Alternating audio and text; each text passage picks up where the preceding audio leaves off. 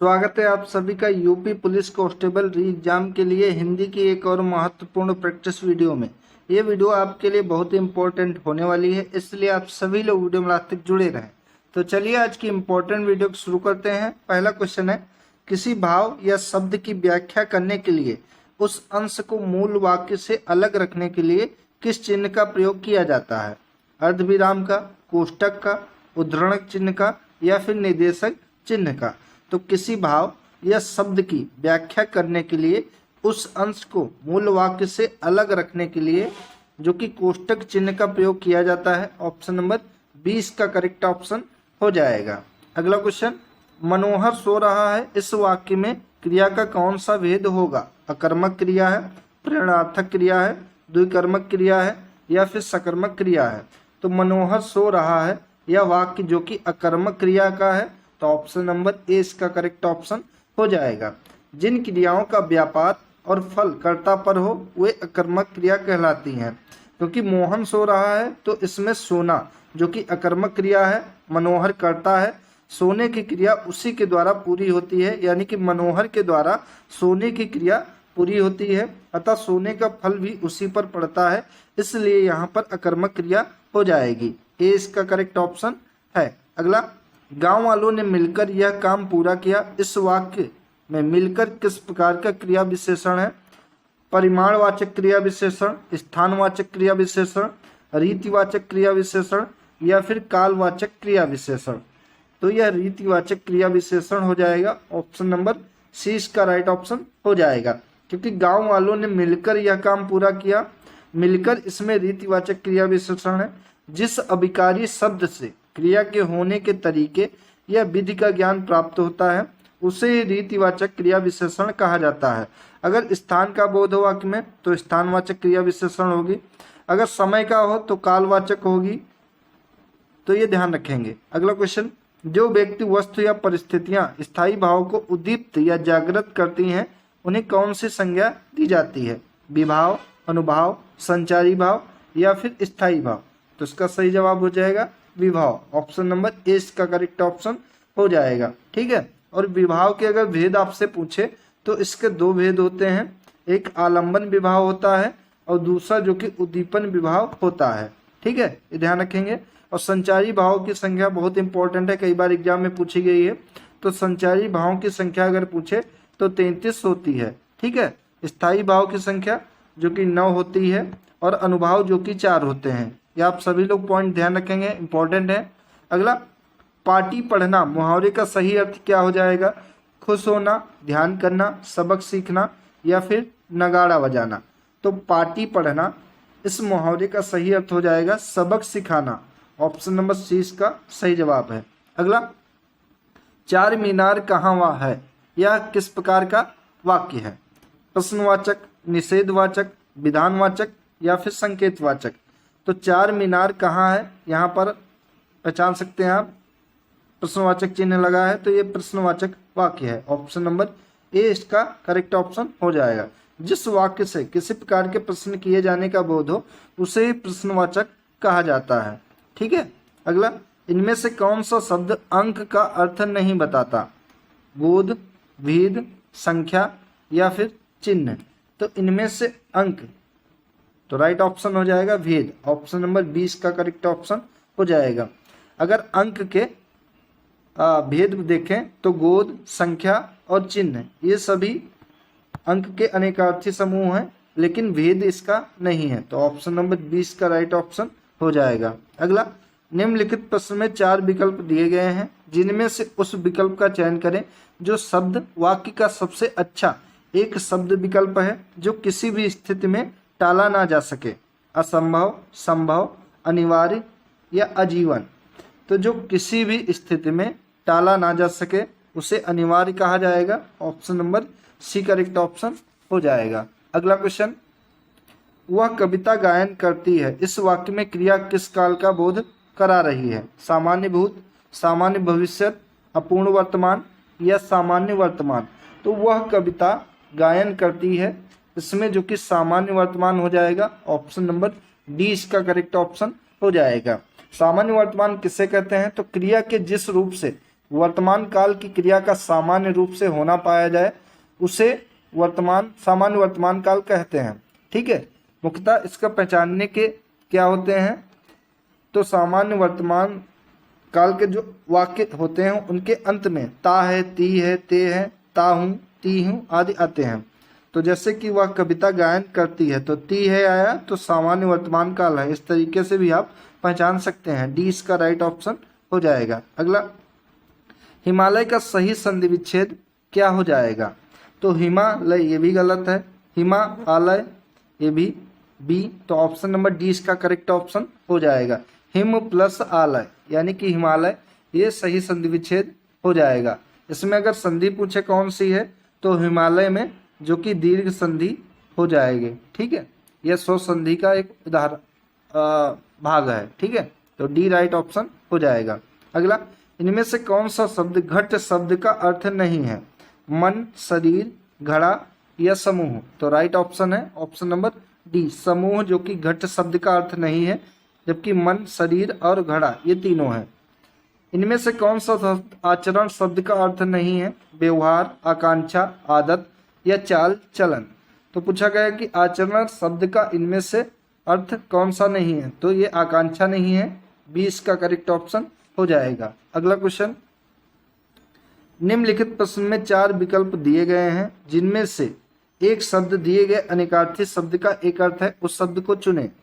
तो अरुण का अनेकार्थी शब्द इनमें से कौन सा है, तो सही जवाब है इसका option number A, Surya, A correct option है। अगला, निम्नलिखित प्रश्न में 4 विकल्पों में से अधिकरण कारक की विभक्ति पहचानिए। रा, रे, से, के, हे, अरे, में, पर, तो अधिकरण कारक की विभक्ति पूछा है, तो इसका राइट ऑप्शन हो जाएगा ऑप्शन नंबर डी, में और पर। ठीक है, ये ध्यान रखेंगे, इंपॉर्टेंट है। अगला, द्विज शब्द का अर्थ नहीं है, चंद्रमा, दांत, पक्षी या फिर कपूर, तो द्विज शब्द का अर्थ जो कि दांत नहीं है, option number B correct option हो जाएगा। जबकि चंद्रमा, दांत, पक्षी, ब्राह्मण ये सभी जो सब वो द्विज के हैं, लेकिन दांत इसका नहीं है। भारत का प्रथम समाचार पत्र किस भाषा में प्रकाशित हुआ था, उर्दू भाषा, हिंदी, अंग्रेजी या बांग्ला, तो भारत का प्रथम समाचार पत्र जो कि अंग्रेजी भाषा में प्रकाशित किया गया था, ऑप्शन नंबर सी इसका करेक्ट ऑप्शन है। अगर इसका नाम पूछे तो इसका नाम है बंगाल गजट, जो कि भारत का प्रथम समाचार पत्र है, ध्यान रखेंगे। और इसका प्रकाशन जो कि 1780 में हुआ था, ये भी ध्यान रखेंगे, जेम्स ऑगस्टस के द्वारा किया गया था। अगला क्वेश्चन, कहने से कुम्हार गधे पर नहीं चढ़ता, इस लोकोक्ति का सही अर्थ क्या हो जाएगा, तो किसी के कहने से गलत काम करना बुद्धिमानी नहीं है, जो कहो उससे विपरीत काम करो, या हठी मनुष्य किसी का कहना नहीं मानता, अपने काम के प्रति लज्जा करना, तो कहने से कुम्हार गधे पर नहीं चढ़ता, इस लोकोक्ति का सही अर्थ हो जाएगा हठी मनुष्य किसी का भी कहना नहीं मानता, सी राइट ऑप्शन है। अगला क्वेश्चन, अव्यय को क्या कहा जाता है, विकारी शब्द, अभिकारी शब्द, निपात या इनमें से कोई नहीं, इंपॉर्टेंट है। तो अव्यय को जो कि अभिकारी शब्द कहा जाता है, ऑप्शन नंबर 20 का करेक्ट ऑप्शन हो जाएगा। ऐसे शब्द जिसमें लिंग, वचन, पुरुष, कारक आदि के कारण कोई भी विकार उत्पन्न नहीं होता है, शब्द अव्यय कहलाते हैं। अव्यय सदैव अपरिवर्तित रहते हैं, अतः अव्यय को अभिकारी शब्द भी कहा जाता है। ठीक है, तो ध्यान रखेंगे। अगला, संस्कृत का विशेषण कौन सा हो जाएगा, सांस्कृतिक, संस्कृत या सांस्कृतिक, तो संस्कृत का विशेषण शब्द जो कि सांस्कृतिक हो जाएगा, option number B correct option है। अगला, इनमें से किस राज्य में सबसे पहले देवनागरी लिपि का प्रयोग किया गया था, गुजरात, महाराष्ट्र, राजस्थान या उत्तर प्रदेश, तो देवनागरी लिपि का प्रयोग सबसे पहले जो कि गुजरात में किया गया था, ऑप्शन नंबर ए इसका करेक्ट ऑप्शन हो जाएगा। अगला, इनमें से कौन सा शब्द विशेषण का उदाहरण नहीं है, अधिकारी, आग्नेय, अंतर या फिर आंतरिक, तो अंतर जो कि विशेषण का उदाहरण नहीं है, सी इसका राइट ऑप्शन है। अगला क्वेश्चन है, सत्याग्रह शब्द में कौन सा समास है, द्वंद्व समास, द्विगु समास, बहुब्रीहि समास या फिर तत्पुरुष समास। तो सत्याग्रह का अगर हम समास विग्रह करेंगे तो इसका हो जाएगा सत्य का आग्रह, यानी कि सत्याग्रह। तो इसमें तत्पुरुष समास हो जाएगा। ऑप्शन नंबर डी इसका करेक्ट ऑप्शन होगा, क्योंकि तत्पुरुष समास का उत्तर पद प्रधान होता है। ठीक है, राइट ऑप्शन डी है इसका। अगला, इनमें से शुद्ध कौन सा है? कवित्री, कवित्री, कवित्री या कवित्री।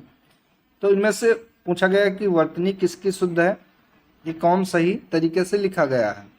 तो कवित्री शुद्ध है। ऑप्शन नंबर डी इसका करेक्ट ऑप्शन है। सही वर्तनी वाला शब्द कौन सा है? दोस्तों, आपके एग्जाम में सही वर्तनी से एक या दो क्वेश्चन जरूर पूछे जाएंगे, तो बहुत ही इंपॉर्टेंट है, आप लोग ध्यान रखेंगे, सभी को अच्छे से रिवाइज करते रहेंगे। सही वर्तनी वाला शब्द कौन सा है? उपयुक्त, उपर्युक्त, उपर्युक्त।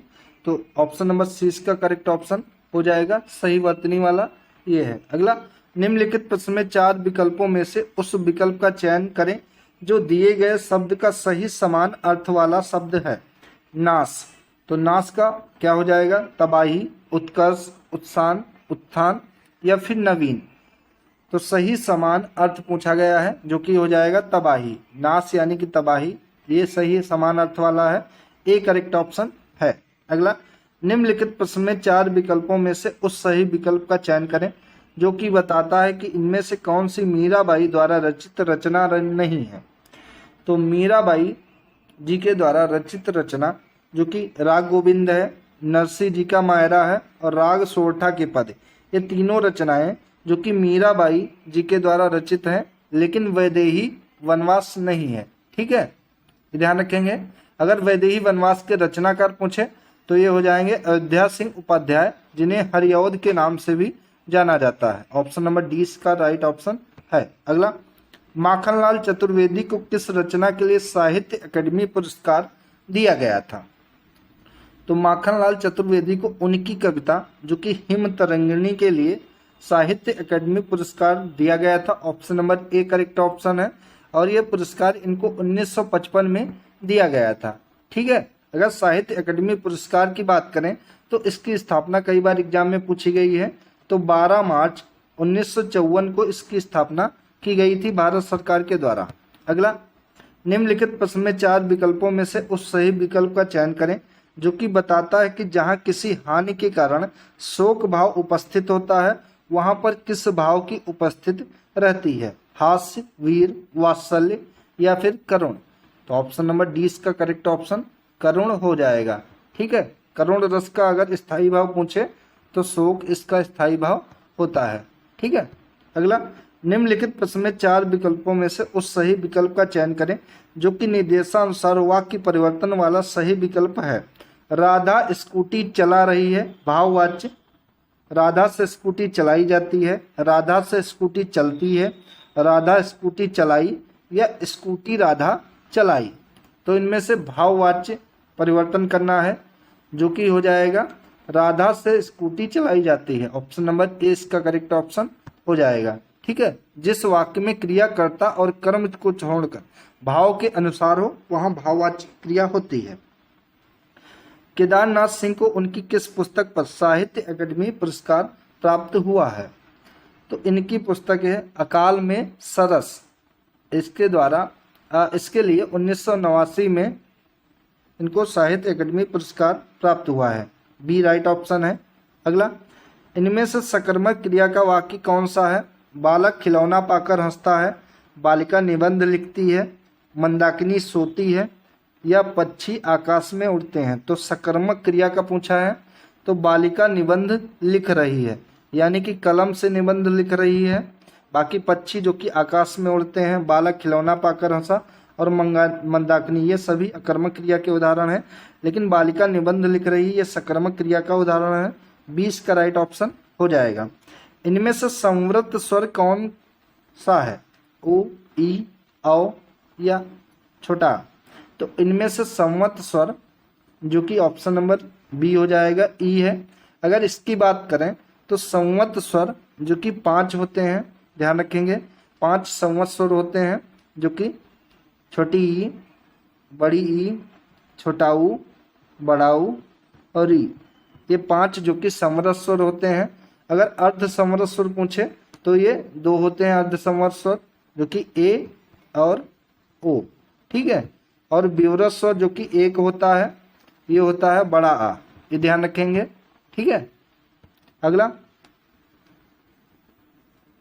इनमें से शुद्ध शब्द कौन सा है? दोमासिक, द्विमासिक, द्विमासिक या द्विमासिक? तो शुद्ध शब्द इनमें से ऑप्शन नंबर सी है, द्विमासिक। आलोचना पत्रिका का क्या स्वरूप है? या अर्धवार्षिक है, त्रैमासिक है, द्विमासिक है या फिर मासिक है? तो राइट ऑप्शन है ऑप्शन नंबर बी, ये त्रैमासिक है, 20 का राइट ऑप्शन है। अगला, यहाँ पर अनुच्छेद दिया गया है, इसको पढ़कर नीचे जो भी क्वेश्चन दिए गए हैं उनके उत्तर देने हैं। सबसे पहले आपको ध्यानपूर्वक अनुच्छेद अपने एग्जाम में पढ़ना है और सभी बातों को अपने माइंड में रखना है, ठीक है। अनुशासन बाह्य नहीं भीतरी नियंत्रण है, वह भीतर से बांधता है या भीतर से बांधना धर्म से संभव है। धर्म मनुष्य को नैतिकता की ओर ले जाता है, वह व्यक्तिगत और सामाजिक व्यवहार के कुछ ऐसे मापदंड प्रस्तुत करता है जो हमें उच्च संस्कार दे सके। स्व को पर से पीछे रखने पर ही ये उन संस्कारों को साध सकते हैं। उसके लिए आत्मतोषी और अपरिग्रह होना आवश्यक है। आधुनिक शिक्षा हमें आत्मबल नहीं देती, वह सूचना मात्र ही देती है। साहित्य और कला को हमने शिल्प तक सीमित कर दिया है। हमारा अध्ययन वैज्ञानिक हो गया है। वैज्ञानिकता का अर्थ है विश्लेषणात्मक अध्ययन। इस चीरा फाड़ी में ना साहित्य हाथ में पड़ता है, ना कला, ना धर्म। हम परिधि पर ही चक्कर लगाते रहते हैं। इसका फल यह है कि आज का शिक्षित मनुष्य भीतर से अशिक्षित है। उसके भीतर एक बड़ा शून्य है जो उसे बराबर कुरेदता रहता है और उसके आँख को उकसाता रहता है। तो ये अनुच्छेद है, इसके अनुसार प्रश्नों के उत्तर देने हैं। पहला प्रश्न है इससे संबंधित कि आधुनिक शिक्षा हमें अपने बल से वंचित रखती है क्योंकि विषयों की सूचना मात्र देती है। ऑप्शन नंबर ए इसका करेक्ट ऑप्शन है। समाज में धर्म द्वारा अनुशासन इसलिए संभव है क्योंकि वह मनुष्य को मनुष्य से पूर्णतया जोड़ता है, व्यवहार के संस्कारदायक मापदंड प्रस्तुत करता है, स्व को पर का अनुवर्ती बनाता है, यह मनुष्य को आत्मतोषी एवं अपरिग्रह बनाता है। तो बी ऑप्शन इसका राइट ऑप्शन हो जाएगा कि समाज में धर्म द्वारा अनुशासन इसलिए संभव है क्योंकि वह व्यवहार के संस्कारदायक मापदंड प्रस्तुत करता है। बी राइट ऑप्शन है। अगला क्वेश्चन, संस्कारों को साधने के लिए आवश्यक है मनुष्य महत्व दे। पराविद्या से अपराविद्या को, परावलंबन से स्वावलंबन को, निज से पर को या लोक से परलोक से। तो संस्कारों को साधने के लिए आवश्यक है मनुष्य महत्व दे, निज से पर को। ऑप्शन नंबर सी इसका करेक्ट ऑप्शन हो जाएगा। तो दोस्तों ये थे आज का महत्वपूर्ण हिंदी प्रैक्टिस सेट जो कि आपके यूपी पुलिस कांस्टेबल री एग्जाम के लिए बहुत ही इंपॉर्टेंट रहेगा। ऐसी और महत्वपूर्ण कई सारी वीडियो आएंगी अलग अलग विषय की, तो आप सभी लोग चैनल को सब्सक्राइब करके बेल आइकन को प्रेस कर लें। धन्यवाद दोस्तों।